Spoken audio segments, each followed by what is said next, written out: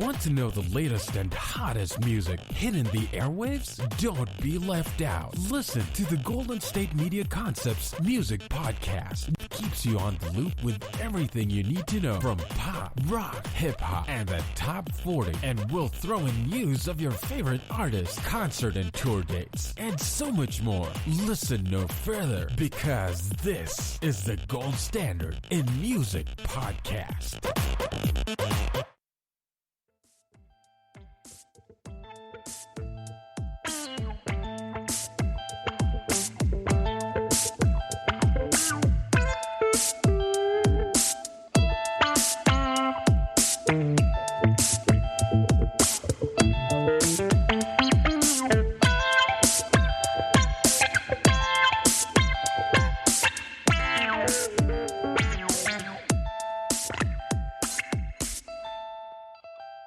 Thank you for tuning in to the GSMC Music Podcast, brought to you by the GSMC Podcast Network. As always, I'm your host, Rory O'Toole. We've got a lot to cover today. We have a new addition to the show, segment called Whatever Happened to... fill in the blank. Today we're going to be discussing whatever happened to Lil Wayne. The man dominated the mid-aughts, but 2010 and on has sort of died out, sort of lost his popularity, so we're going to be discussing how and why that happened. Later on, we're going to get into Story of a Song, one of my favorite recurring segments on the show. This time we're covering Dreams by Fleetwood Mac, their only number one hit, if you can believe it. Then we'll get into a segment of Skip or Save. That's always a good one. Before finishing off with top 10 songs we need to retire. Songs that had a good run, had a good career, but now need to just sort of go out of the rotation, quit hearing them all the time. Maybe just stop playing them all together because they've worn out their welcome for one reason or another. I'm sure that's going to ruffle some feathers. If it does, email the show. So without further ado, let's get into the show. Whatever happened to Lil Wayne? Now, Lil Wayne, his career can be split primarily into two periods. From 1999 to 2009, and then from 2010 through the present. The difference between the two is really, really striking. During the first period, 1999 to 2009, Lil Wayne was first one of the up-and-coming stars of the rap game to then becoming the dominant force within the genre. 2010 through the present has seen him fade from cultural relevancy and his music suffering as a result.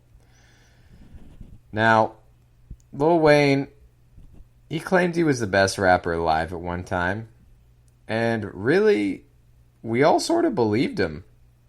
Now, that time where he really started calling himself that, between the Carter 2 and the Carter 3, with some mixtapes in between there, was probably the strongest of his career. And we'll get more in depth to that, but I'm just throwing that out there to give you a sense of how big and how powerful Lil Wayne was in his little music corner of the world that happened to be really establishing itself as the number one genre in America, which was hip-hop. He really was the most important rapper of that period.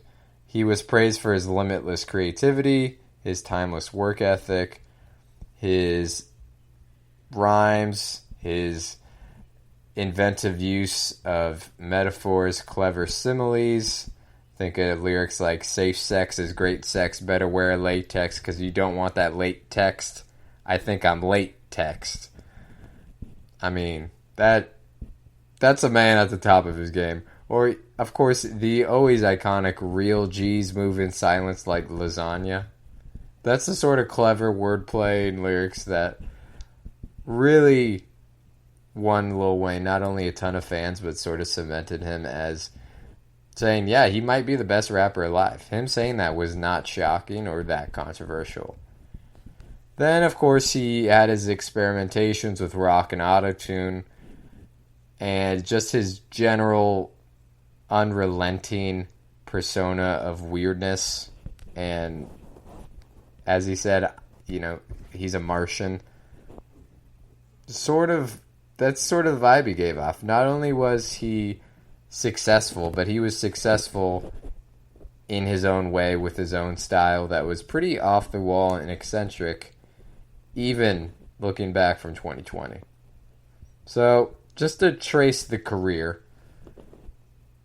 first portion, he's basically a child star. He's only a teenager when his debut album, The Block is Hot, is dropped in 1999. That was a little more than a month after his 17th birthday. He was also the youngest member of the Hot Boys, who just months prior had really established themselves on Juvenile's classic Back That Ass Up. He was just full of potential, and he met that potential. He grew into it as he reached adulthood during the new millennium and into the 2000s. He was releasing tons of music, appearing on tons of tracks as a feature, and it was really that mid-2000s run from that last Squad Up mixtape through the first two Carter albums, along with Dedication 2, the Drought 3 mixtapes, a ton of freestyles and leaks of the Carter 3, that he was really establishing himself as this transcendent, maniacal, alien, eccentric, but undeniably talented and red-hot superstar.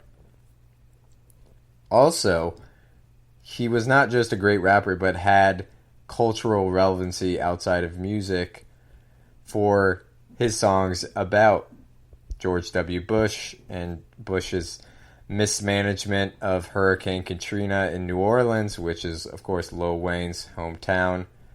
He really became the voice of outrage for his hometown, for New Orleans, everywhere. Songs like Georgia Bush and the Carter Three's Tie My Hands. Definitely accusatory, but also commercially successful. He had great lyrics like "My whole city underwater, some people still floating," really reminding people that New Orleans had gone through one of the worst disasters of all time, really. And he put money into New Orleans to rebuild the city, whether it was parks, schools, restaurants. He really was sort of a philanthropist, especially as he became more and more successful. The Carter 3 itself sold over 1 million copies in its opening week. That was after it was already leaked. To put that in perspective, none of Jay-Z's 12 studio albums have sold more than 680,000 in the first week, and he sold over 1 million for the Carter 3. That is how huge Lil Wayne was, and the fanfare that greeted the Carter 3. That was really the high tide of Lil Wayne popularity. He really cemented his legacy even further with the discovery and promotion of Drake and Nicki Minaj, bringing them into the fold of his Young Money label and collective, and really pushing them out into the mainstream. Kendrick Lamar, hugely influenced by Lil Wayne. He even had an entire mixtape dedicated to him. Future, the trap god himself, the Atlanta native, use a lot of Lil Wayne's lyrical content and auto-tuning and just general vibe to influence his own music. Chance the Rapper has been described as Lil Wayne as a Saturday morning cartoon character in the sense that he's a little eccentric, he's a little off the wall, obviously a lot more family friendly than Lil Wayne. And Young Thug, this, the most daring stylist of the moment, modeled himself very closely after Lil Wayne. He even titled his debut album Barter 6, which was a play on Lil Wayne's The Carter series. And, again, Drake. He signed him, he mentored him, and he really laid the foundation for what is probably going to be the biggest pop star of the century, or at least the early 21st century. That alone, just signing Drake and promoting him, is a huge legacy. And then you put on the fact that Lil Wayne was such a massive force in music, and the legacy is honestly massive. It's absolutely mind-numbing to really think about. It's even the Jay-Z's and Nas's and pick your name. Very few of them can really compete on that sort of level with Lil Wayne. Not to mention he worked with every artist imaginable, from Enrique Iglesias to the violinist Miri Ben Ari. Even did a song with Biggie, obviously posthumously. Between 2004 and the day he went to jail at Rikers Island, which is really the beginning of the end for Lil Wayne's career, Lil Wayne was featured on 373 different songs. He passed Elvis Presley as the solo artist with the most Billboard Hot 100 hit songs since the chart was launched in 1958. Elvis has 108, Lil Wayne has 132. He was so big, that on the campaign trail, Barack Obama used Lil Wayne as an example in a conversation about fame and aspiration. He said, quote, "Our kids can't all aspire to be Lil Wayne." Lil Wayne was so big, so huge in the mid-2000s that President Obama used him as the placeholder to discuss, like, hey, you're not all going to be the most famous guy in the world. You're not all going to be Lil Wayne. That's how huge he was. That's the name he chose. And really, that was the biggest he ever became, which was essentially this massive cultural empire that he had established, spanning the globe. But with the 2010s came the downslope, and it was really quick and sudden. So in March 2010, Lil Wayne was sentenced to an 8-month stay at Rikers Island after pleading guilty to felony gun possession charges. In jail, his imagination was confined to a pen and paper, and really his lyrical originality has suffered ever since. As an author, Hattie Collins, recently said, "Prison seemed to kill his spirit, his creativity, and certainly his output. Perhaps he felt like he just didn't have anything to say anymore." He said it all over that 2004 through 2006 period. I'd say it was more the 2000 to 2010 period, but her point still stands. Prison really seemed to kill the creative spark that was in Lil Wayne. He sort of atrophied after that. He has not released a number one album since. Not to mention, as he's gotten older, he has to compete against younger, more skilled artists, writing a new sound, new styles, new trends. I mean, these are people who were in grade school when Lil Wayne was dropping his albums. The ones who grew up listening to his mixtapes. they have great admiration for him, but they are of a new age, a different style, a different sensibility, and Lil Wayne hasn't really been able to translate into hip-hop into the 2010s, into the 2020s. And, you know, these sort of declines, they're unavoidable. All rappers do fall off eventually, but prison certainly added to that, and also his dispute with his label friend and mentor Birdman of Cash Money Records was a really, really nasty legal dispute. Essentially, the Carter 5 was supposed to be dropped in 2014, but was delayed for 5 years because of the dispute. It's still unclear as to why the dispute began in the first place, but the effect it had was it stagnated his career because he wasn't able to release his material. And it got so bad that in 2017 range, he started tweeting about how he was a prisoner and wasn't able to make his own decisions anymore, and his music was being held hostage. And it essentially killed a career in a mainstream relevance sense that was on its way out anyway, with the problems he had following his jail stint. The legal dispute with Birdman and Cash Money Records was eventually settled in 2018, but by that point the damage was done. Not to mention his numerous health problems from his hedonistic lifestyle, his drug use specifically, even more specifically of codeine, that purple drink that he became so synonymous with.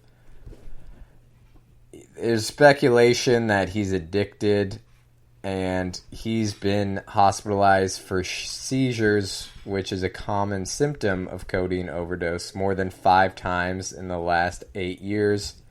On one occasion, TMZ even reported he was near death and receiving his last rites. That was in 2013. He denied it and said that it was due to dehydration and epilepsy and not codeine dependency, but clearly that sort of lifestyle takes its toll on you as you get older.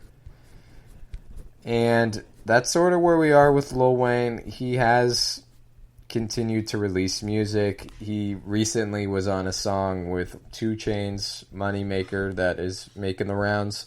So he's not entirely irrelevant. He's still popular. He's still a big name. But look at what Lil Wayne did from 2000 to 2010 and what he's done from 2010 to 2020. It's night and day. It's the moon and the sun. They're complete galaxies apart. And, you know, in a way that's sad and unfortunate, but really what he gave us in that period, the sheer amount of output, super, super prolific. And the legacy he still has with artists like Drake and Nicki Minaj, who are huge superstars in their own right. And obviously his style and sensibility still lives on as a legacy through artists like Young Thug, Future, Kendrick Lamar. That's a pretty good career to have, even with how bad things have gone since. And the man's still rich, so, you know, you can't feel that bad for the guy. Anyways, that is it for Whatever Happened To. We'll be revisiting that segment in the future. After the break, we were getting into Story of a Song.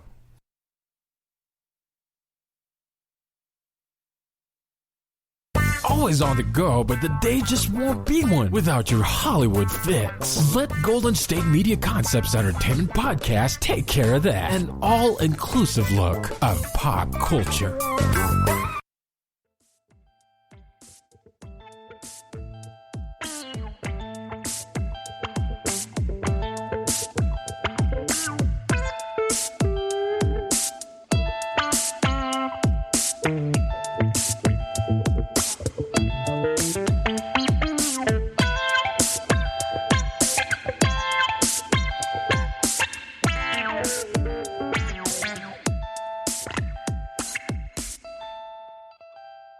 welcome back to the show. We are here with another edition of Story of a Song. We have covered everything from the story behind Dancing Queen, from ABBA to Otis Redding sitting on the dock of the bay. Now we're discussing Fleetwood Mac's iconic song, their only number one hit, which feels wrong coming out of my mouth, but apparently that is a real scientific fact. They only have one number one hit, Dreams, from their iconic, super duper legacy rock and roll royalty album, Rumors. Now, Dreams was released or became a hit on June 18th, 1977, when it grabbed the top spot for one glorious week in the late 70s. But for an uninterrupted 31-week run, yes, 31 weeks, Rumors was the number one album in the United States. In its first week alone, it shipped an insane 800,000 copies. 800,000 copies in 1 week. Warner Brothers released 4 singles from Rumors, and all of them made it into the top 10, something that had never happened before. But Dreams was the only one to actually grab that numero uno spotto from the album, and really their entire discography, which is crazy considering how awesome, great, talented, impactful, popular they were. The legacy of Rumors, both the impact it had on the industry and the soap opera drama that inspired it, are well-heated territory. I don't want to spend too much time on it because we're here to talk about the song, not the album, though I would like to revisit the album in Classic Album Week. But Rumors was something new, a studio album that played like a ready-made greatest hits album. Over the next few years, more albums like that would follow. The Saturday Night Fever soundtrack, Thriller, Born in the USA. Rumors proved that something like that was even possible. That's a quote from Stereo Gum. As Pitchfork put it, it set a template for pop with a gleaming surface that has something complicated, desperate, and dark resonating underneath. So, I mean, I couldn't put it better than myself. And just to give you a little bit more of a sense of the whole background of the album and recording, it's infamously an album born from chaos and discord. Lindsey Buckingham and Stevie Nicks, the two Americans who joined Fleetwood Mac in 1974 and who'd been together for years before that, had just broken up and, of course, constantly bickering, fighting, hating each other. Not to mention John and Christy McVie, the married couple who'd been in Fleetwood Mac, had just divorced, and they were refusing to speak to each other about anything other than music. Mick Fleetwood himself was going through a traumatic divorce of his own. Everyone was writing bitter, heartbroken songs, pissed off songs, angry songs, passive-aggressive songs about everyone else. Everyone, of course, on top of that, was ingesting vast quantities of cocaine and alcohol. It was absolute bedlam. So, if that's not a recipe for a great classic rock and roll album, I don't know what is. Relationship, personal life in absolute house fire-like dynamics, and tremendous amounts of drugs on top of it. You're either going to get something horrible or you're going to get something brilliant. Here we got something brilliant. Fleetwood Mac themselves had actually started as a blues band, but pivoted to a different sound when they couldn't gain any popular traction in the late 60s and early 70s. Their biggest American hit during this dry period for the band wasn't even their own. It was Santana's cover of Black Magic Woman, which was actually a Fleetwood Mac song that former member Peter Green had written a couple years earlier. And Peter Green would eventually leave the band, as many others would shuffle in and out of the band's ranks. It was really chaotic and it wasn't going well. Things weren't successful. So they decide to move down to LA.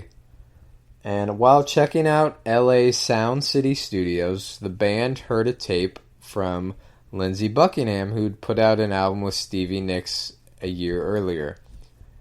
Soon enough, Fleetwood Mac invites Buckingham to join, and he brings Nicks along. And in 1975, they released their self-titled album that reflected deeply the influence of Buckingham and Nicks, swapping out the blues sound for a California pop crystalline instrumentation and sensibility. Following the success of their first LP with hits like Rhiannon and Say You Love Me, those really established Fleetwood Mac. Rumors was the dynamite that blew up the music landscape, and one we are still picking up the pieces from. Part of the appeal, of course, was the soap opera that I alluded to. Buckingham wrote the lead single, Go Your Own Way, as a passive-aggressive message to Stevie Nicks. With lyrics like, loving you isn't the right thing to do, how can I ever change things that I feel? Deep cut right there. The song became Fleetwood Mac's first top 10 American hit, peaking at number 10. Nicks, of course, hated it. In response, she wrote Dreams, which was the second single off the album, and it really is her shot across the bow, her counterpunch to her ex's own breakup song. She says she wrote Dreams in 10 minutes at the Record Plant studio in Sausalito. She wrote it to a drum machine preset, and she's called it something with a dance beat, which, makes it subtly danceable. And you wouldn't call this song a traditional dance song. Obviously, there's that funny meme where someone put overlaid Dreams over a video of girls going absolutely crazy dancing. I think it was some football game, these cheerleaders doing the most exquisite dancing. Of course, you have Stevie Nicks' calm voice hanging over it. It's a great contrast. But this song is subtly danceable. You can groove to this. Christy McVie said in a 1997 interview, Dreams developed in a bizarre way. When Stevie first played it for me on the piano, it was just 3 chords and 1 note in the left hand. I thought, this is really boring. But Lindsey, the genius, came into play, and he fashioned 3 sections out of identical chords, making each section sound completely different. He created the impression that there's a thread running through the entire thing. While Nicks herself said, I remember the night I wrote Dreams, I walked in and handed a cassette of the song to Lindsey. It was a rough take, just me singing solo and playing piano. Even though he was mad with me at the time, Lindsey played it and then looked up at me and smiled. What was going on between us was sad. We were couples who couldn't make it through, but as musicians, we still respected each other, and we got some brilliant songs out of it. They sure did, with Dreams being perhaps the most brilliant. It's a song with a fairly simple message. You're leaving? That's fine. Leave. I hate you. Now, of course, Stevie Nicks, being the rock goddess that she is, manages to express this much more poetically than what I just said. She sings of crystal visions, cleansing rains, telltale heartbeats, but still, it's pretty damn direct. especially as far as Stevie Nicks songs go. Those opening lines are undoubtedly bitter. With, now here you go again, you say you want your freedom, well, who am I to keep you down? I mean, that's throwing it out there right away. And she even tells herself it's fine because he's going to regret this in the future. With the line, the stillness of remembering what you had and what you lost and what you had and what you lost. Ooh! Just unloading on Lindsay right there, saying, you're going to regret this one day. You feel like you're going to find someone else? You feel like you're making the right decision? I'm sure you do, but trust me, in the future, you're going to say to yourself, I had Stevie Nicks in the palm of my hand, and I let her go. And you know what? I think Lindsey Buckingham does probably regret it. He probably regrets it. I mean, we're talking about Stevie Nicks. Come on. It really is crazy to think that Lindsey Buckingham had to sing harmonies on lyrics about what a jerk he was. But then, you know, at the same time, he made Stevie Nicks do the same thing with Go Your Own Way. So, all is fair in love and war. This was both love and war. The textures on the song are very cinematic. The instruments intertwine quietly but perfectly. The guitars and keyboards really play off each other in this nice call and response that is just exquisite. And it's recorded so cleanly and precisely, but still fills out your speakers.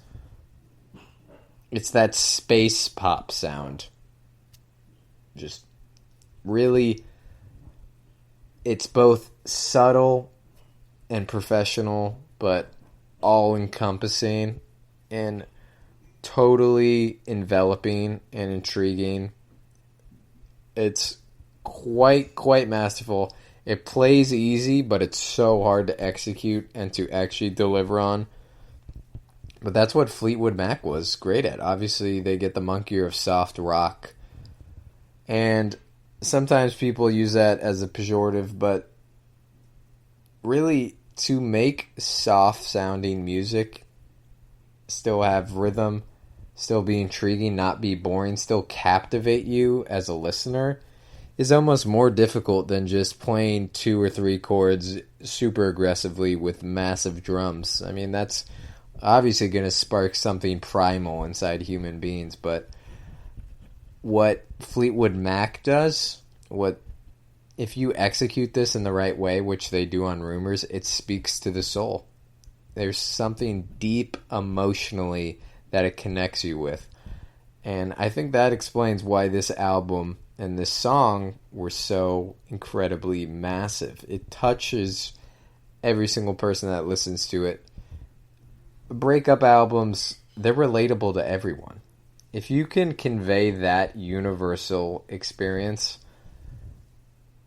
and still make it popularly successful, commercially viable, that's unbelievable. And they do it over the entire album, and it really culminates in Dreams. And I haven't even mentioned the spooky, warm, and entrancing voice that Stevie Nicks has on this song.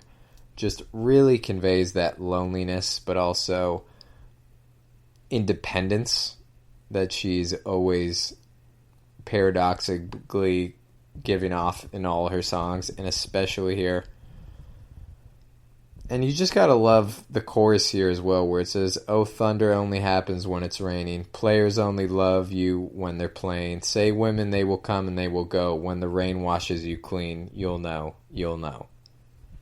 Come on. That's peak performance right there. That is peak performance. Unbelievable song. Unbelievable album. Unbelievable band. And in case you're wondering if Fleetwood Mac was still messy, well, I've got great news for you. Just last year, they fired Lindsey Buckingham. Fired Lindsey Buckingham after reuniting. That is amazing. They're still messy, just like the rest of us. After the break, we will be getting into skip or save.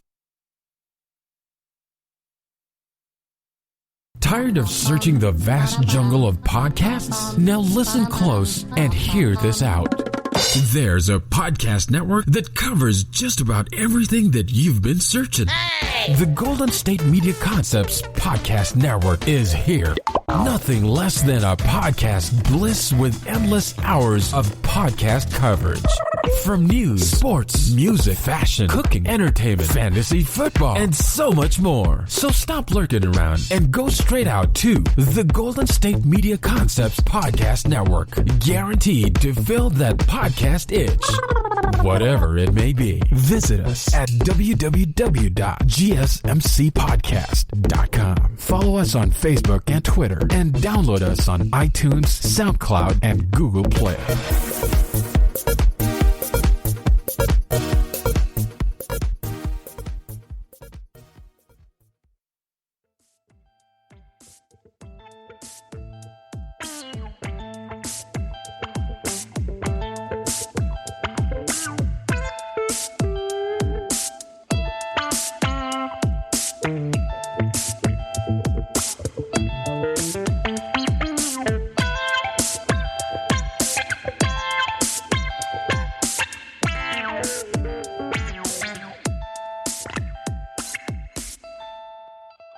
Welcome back to the show, and welcome back to another edition of Skip or Save, the tradition like no other, where I have a topic, and I say whether I'm skipping that, whether I don't like it, whether I'm just not cool with it, whether I'm just not interested, or I'm saving it.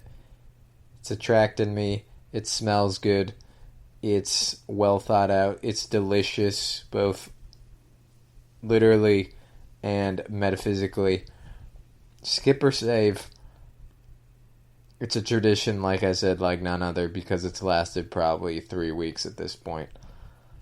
Now, to start things off, all record labels are bad because they have a profit motivation. Now, this is a position, an argument that you hear from time to time in music circles, in music discourse, that the record labels are oftentimes portrayed, and I will say for good reason, as the bad guy, as the black hat, as the man behind the curtain who is pulling the strings the whole time, or stifling an artist's creativity, getting them hooked on drugs, screwing them on their contracts and putting them into legal hell. Obviously, there is legion of horror stories from musicians and their relationships with record labels. And it's still happening to this day. Artists are still getting screwed over. Artists are still signing bad contracts, being pushed into lifestyles that make the record labels money, but will lead to health problems and mental health issues for the artists themselves, stifling their creativity, telling them what they can and can't write about, what music is or isn't accepted, basically cultivating an image that isn't organic or really of the artist or the band, but of what sells, what's appealing commercially. All that, very true. I concede to all those points. But I am a man who at least likes to think is a nuanced person who weighs assertions like this very carefully, tries to bring some shades of gray to these black and white conversations, these black and white arguments. I think nuance is the key to life and the key to any form of debate here. So really, the whole assertion that all record labels are bad because they have profit motivation makes them inherently bad. Because if you have a profit motivation, you're not driven for the music, you're driven for what's commercially viable music. I'm going to skip that. I don't think all record labels are bad because of that. Now, does that incentivize bad behavior and bad policies and negative outcomes? Yes. Yes, it certainly does. And I'm not going to spend this whole time going into the details of how and why that's the case. But if you pay attention to music at all, you know this is a major issue within the music world.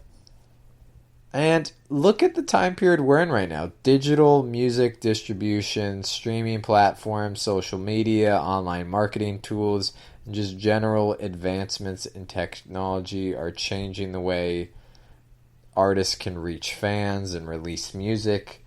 It's easier than ever to go indie, to really let your music get out there and reach people without record labels, without major label clout. You can really get a career going without it, and we've seen lots of artists thrive as indie acts. It's a viable career path. That being said, I'm skipping that assertion that all record labels are bad because of that profit motivation, because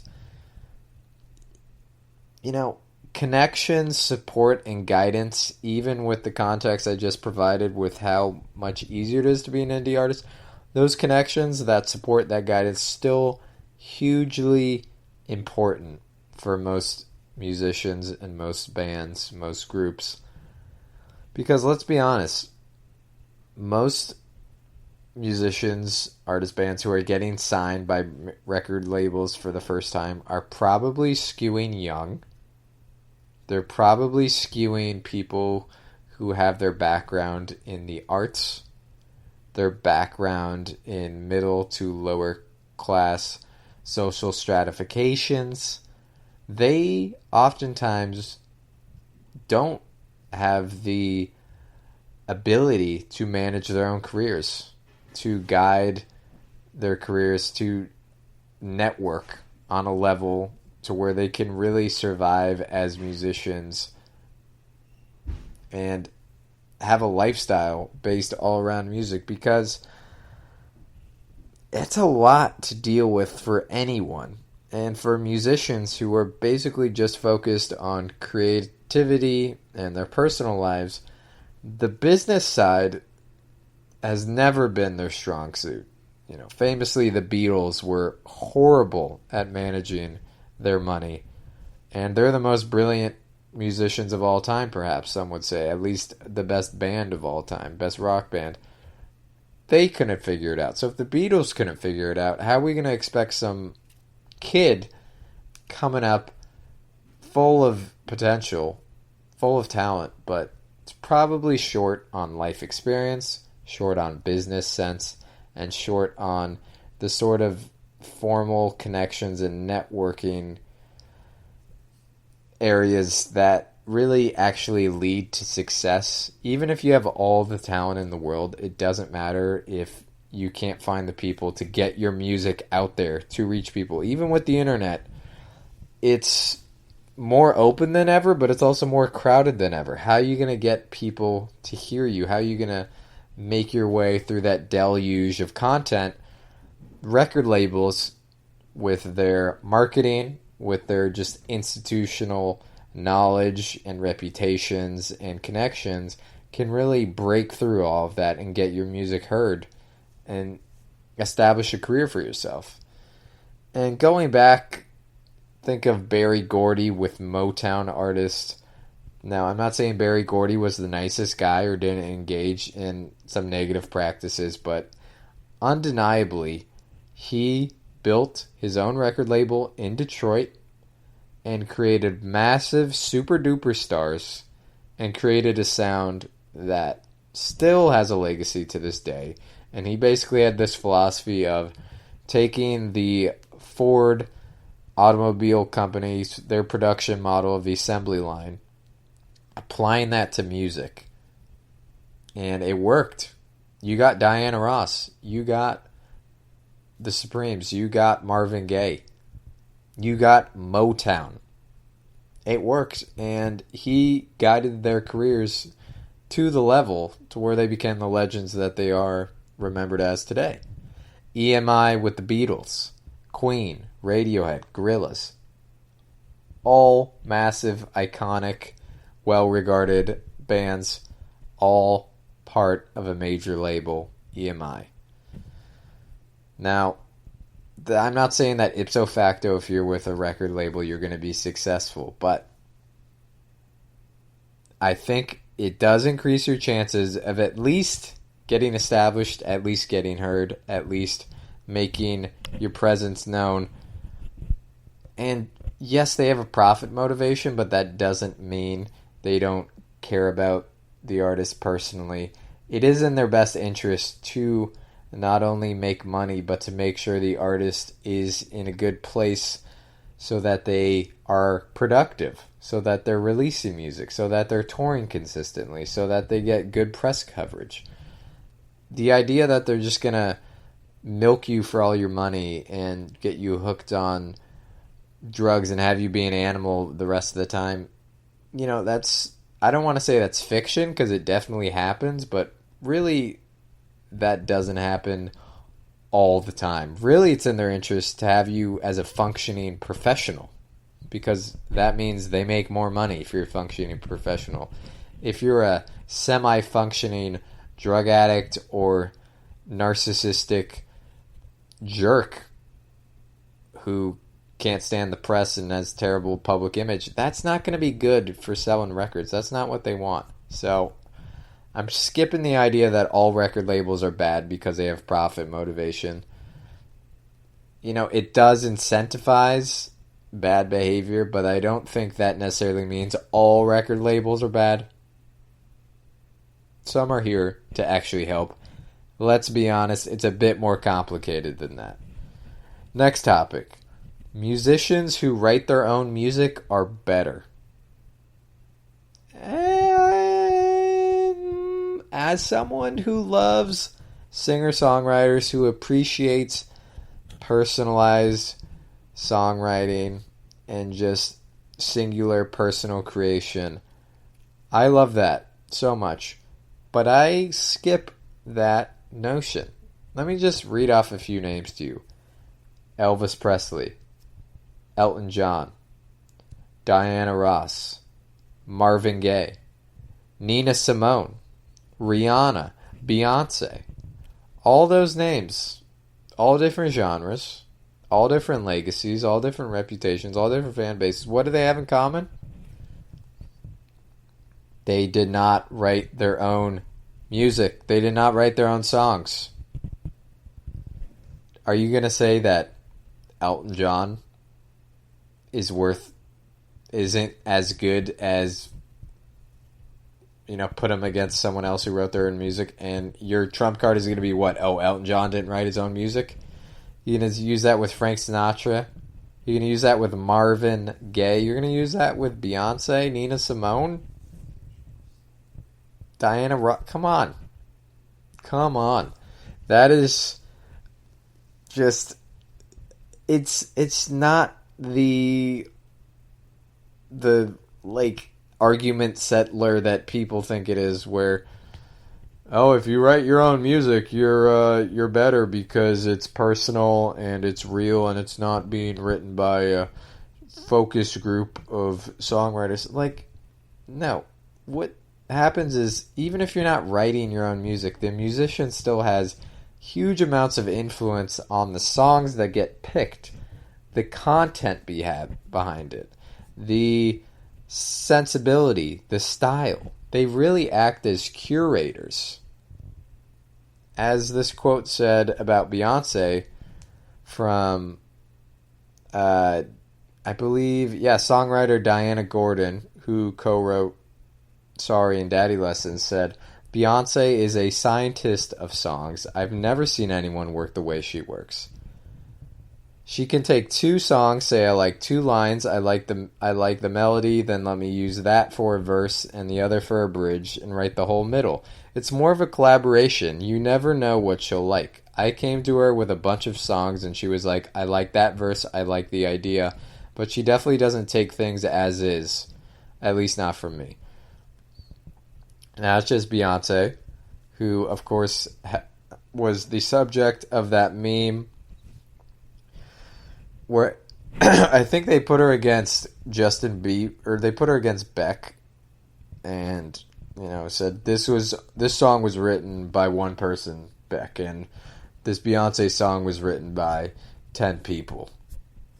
Which one's real music? You tell me. It's like, okay, just because you're using other songwriters, that doesn't mean you're not participating in the process. They're still very much involved in the creative direction of any song. They're not just literally receiving a piece of paper like it's a script and saying, okay, yeah, I'm just going to read off this, sing off this. That's it. I don't care at all what it says.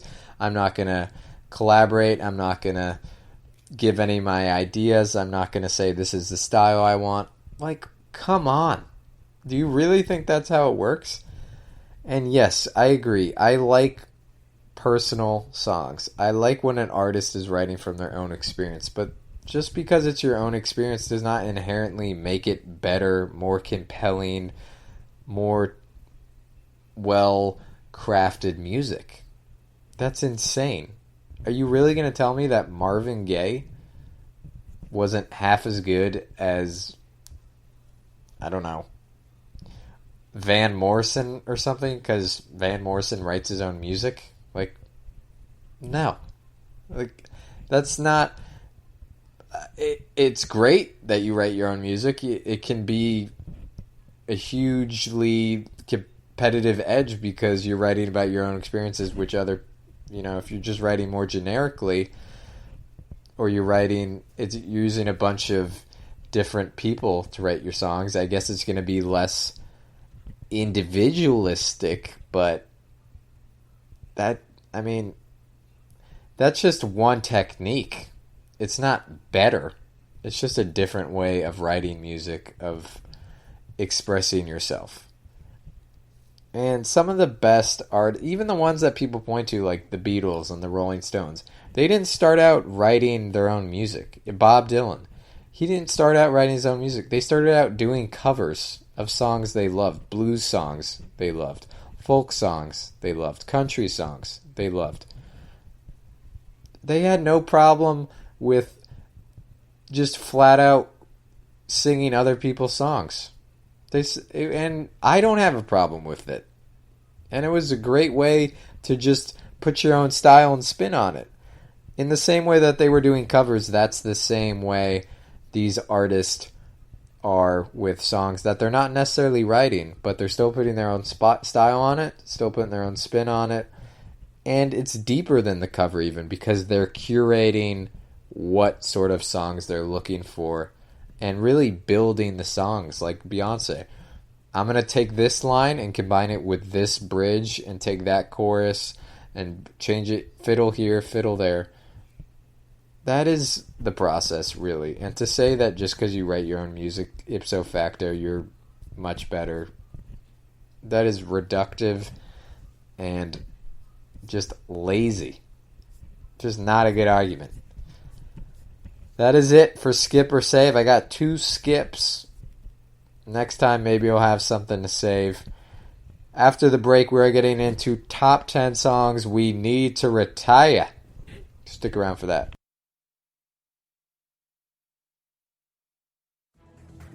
Want to find out what movies to go see? Then check out the GSMC Movie Podcast. It's your ticket to the latest movies, whether it's a new blockbuster event, romantic, comedy, or action flick. This show has got it all covered. They talk some what to go see now. Don't bother. What's hot on Netflix and everything in between. That's gsmcpodcast.com/movie-podcast. When it's all about the movies, it has to be this new show. Don't forget to like them on Facebook and follow follow them on Twitter. Visit gsmcpodcast.com for more info.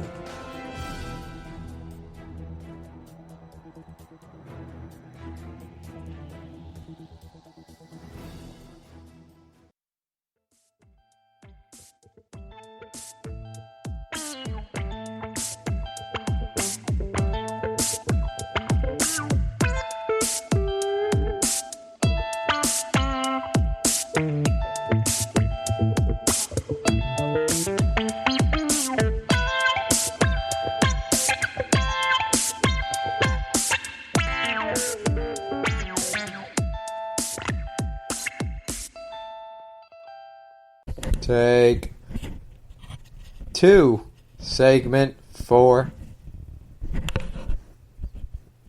Top 10 songs we need to retire. Now, you may be asking yourself, what the heck does that mean? How do you retire a song? Well, the short answer to that is you don't. But now that you're listening to my podcast, you should know one thing. This is my domain. This is my kingdom. And I'm a despotic ruler who makes his own laws with no restraints, no checks and balances. So, in my world, on this podcast, these are the songs we should retire as a culture, as a society, as a nation, as a world. But I know full well that's not going to happen. But just for fun, just for a thought exercise, I wanted to discuss songs that I feel need to be retired. And by retire, I mean just not heard from again or heard from in very specific, very little forms, very little amounts. Okay? Because they're bad, because they're overplayed, because they're repetitive, because they're harmful to human beings' ears or our culture. Lots of reasons why. We'll get into them here. And I chose 10 because who doesn't love a top 10 list?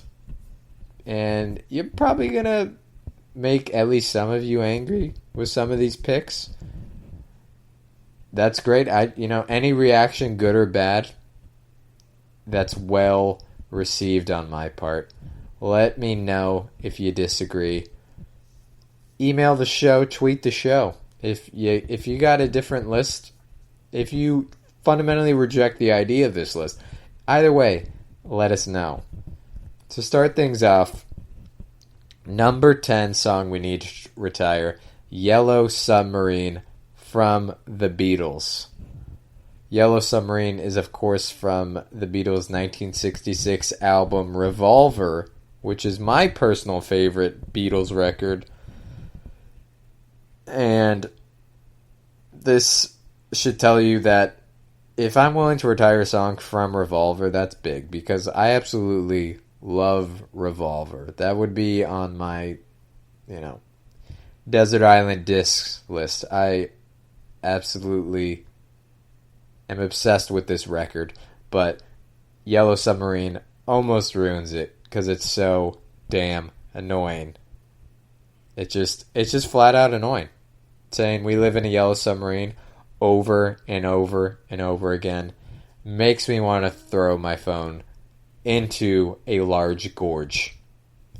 Now, of course, it does have some positives. You have Ringo singing, which is always fun, with his monotone, strange Scouse voice. It's hilarious to listen to. I understand that it's a children's song. Rolling Stone even described it as the gateway drug that turns little children into Beatle fans. I'm in for anything that makes Beatle fans, but you know what? This song, I think, may turn more people off from listening to the Beatles. It's that annoying. It's that repetitive.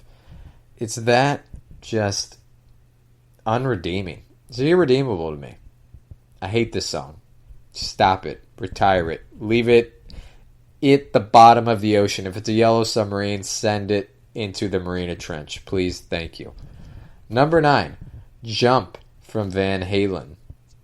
Released in December of 1983 as the lead single from their album 1984.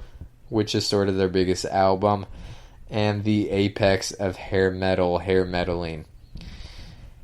It is their most successful single to date, reaching number 1 on the Billboard charts.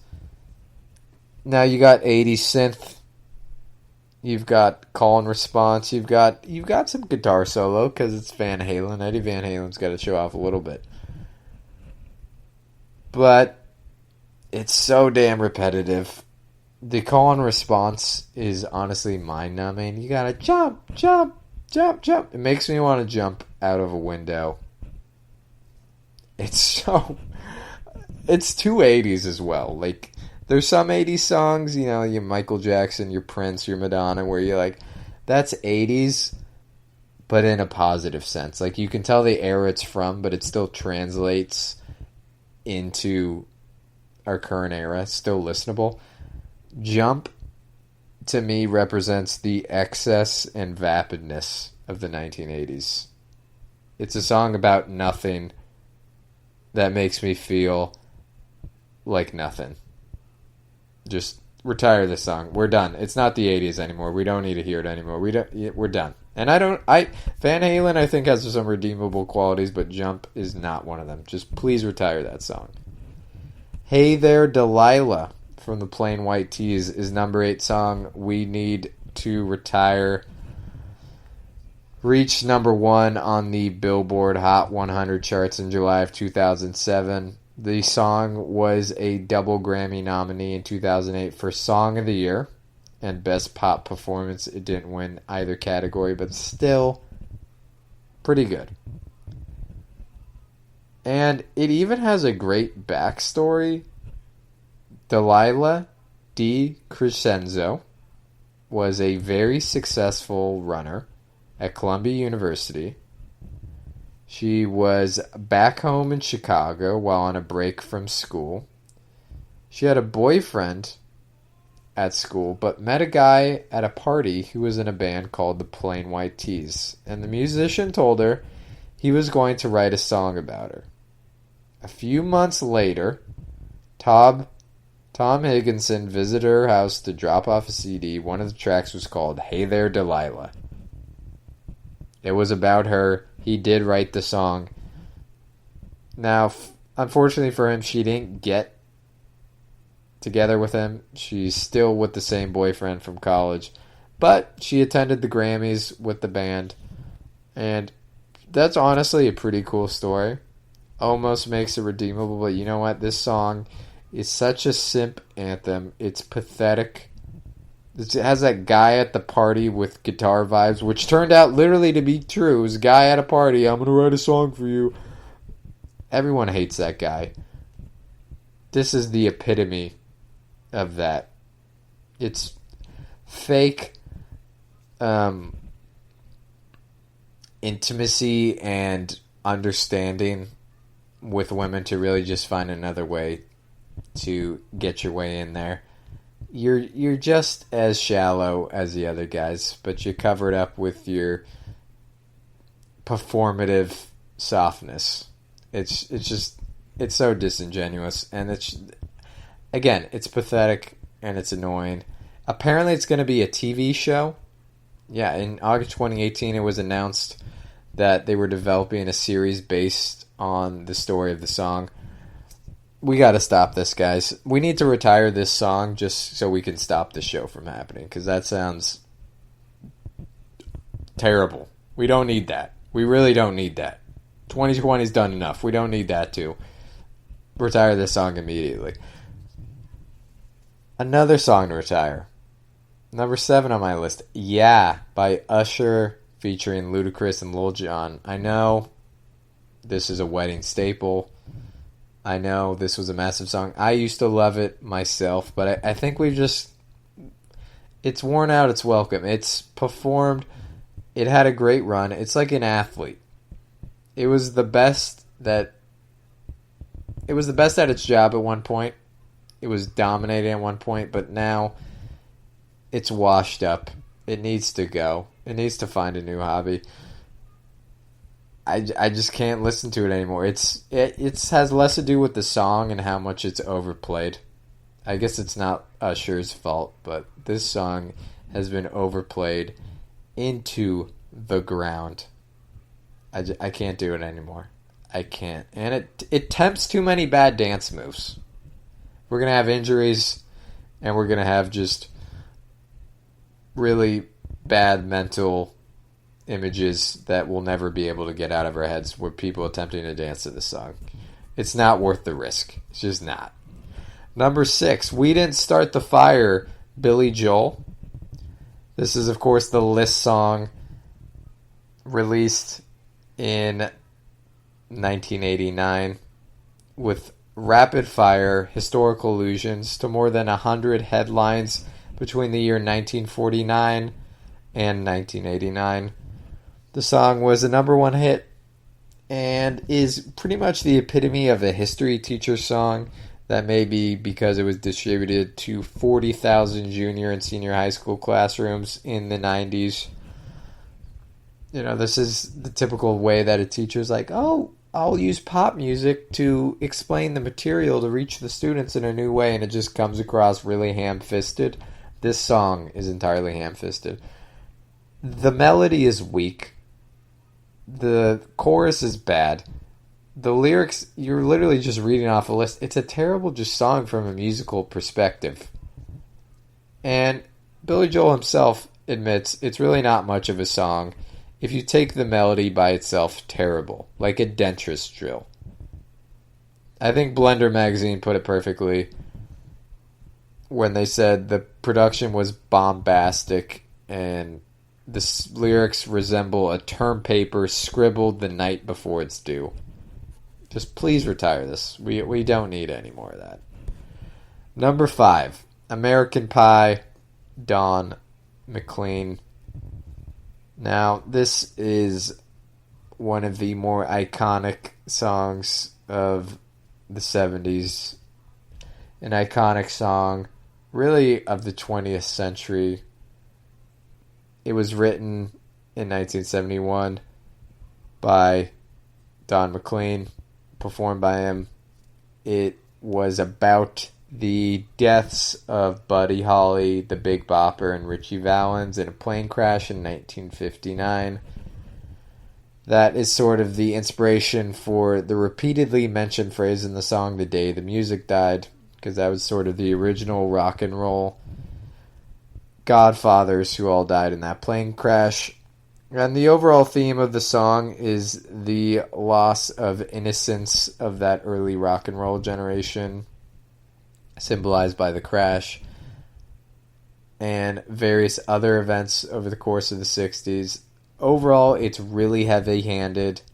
It's a backward-looking piece of music. I think really what infects this song and what makes me dislike it is it's essentially saying that music died that day, that music will never be as good as that again, that we reached our peak. And, you know, it's essentially a call to looking backwards, looking to the past. And to me, music is all about moving forward and looking for new ways and progressing.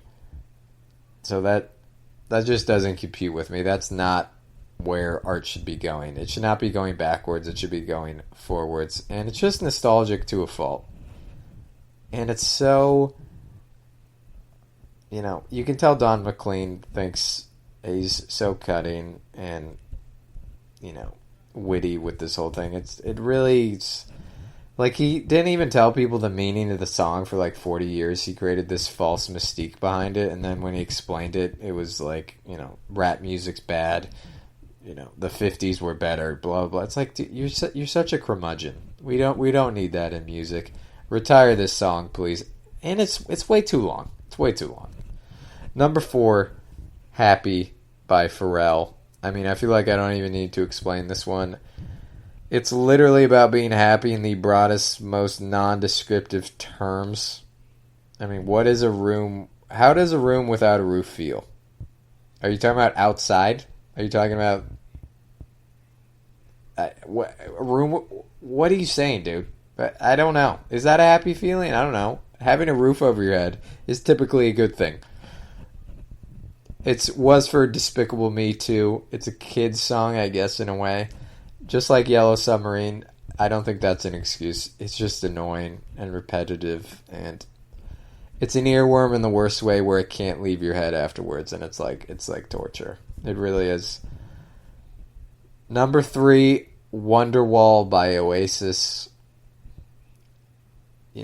Oasis, I enjoy their music, but Wonderwall has been obviously overplayed into the ground. It's given the meme of, anyway, here's Wonderwall, kind of a play on how easy the chords are to learn, how easy it is to play, and how that's kind of that guy at a party who's just like, oh yeah, I'll play you this song.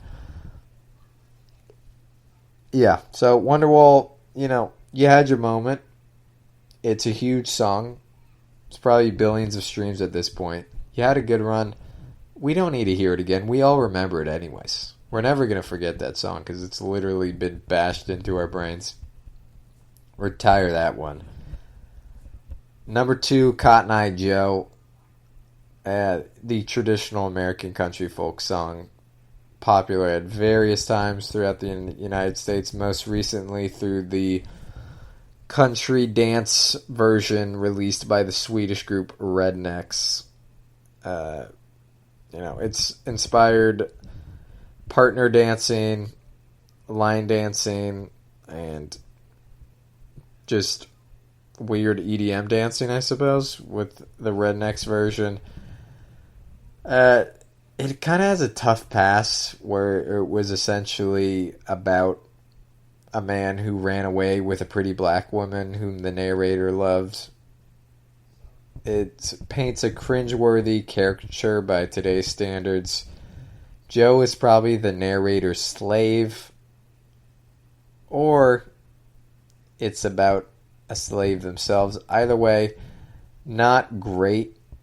Not a good piece of setting to really have a song, and I think we can kind of live without that. We don't need any more of those illusions. Let's leave that behind. Cotton Eye Joe, just the title itself, Cotton Eye Joe, is a bit, it kind of says it all right there, and it's flat out annoying. Again, repetitive, uncreative, unimaginative. Retire it. It's done. And number 1, Don't Stop Believing by Journey. According to Nielsen Music, it holds the record as the most downloaded song from the 20th century. It has nearly 700 million streams on Spotify. 700 million. 700 million too many, in my view. I understand it's a motivational song that, inspires people to keep going, but let's be honest, it's overplayed as hell. It's corny. It's repetitive. It's the blandest form of arena rock anthems. Let's leave it behind. I have stopped believing. Anyways, that is the list. Yellow Submarine, Jump by Van Halen, Hey There Delilah by Plain White T's, Yeah by Usher, We Didn't Start the Fire, Billy Joel, American Pie, Don McLean, Happy, Pharrell, Wonderwall, Oasis, Cotton Eye Joe, and Don't Stop Believing by Journey. All those need to go. All those need to be retired. We're done. They've had a good run. And I've had a good run. Hope you guys enjoyed the show. Thank you for tuning in. As always, please subscribe to the show. Follow us on all the social platforms. Appreciate you guys. Have a good night. Till next time. You've been listening to the Golden State Media Concepts Music Podcast, part of the Golden State Media Concepts Podcast Network. You can find this show and others like it at www.gsmcpodcast.com. Download our podcast on iTunes, Stitcher, SoundCloud, and Google Play. Just type in GSMC to find all the shows from the Golden State Media Concepts Podcast Network, from movies to music, from sports to entertainment, and even weird news. You can also follow us on Twitter and on Facebook. Thank you, and we hope you have enjoyed today's program.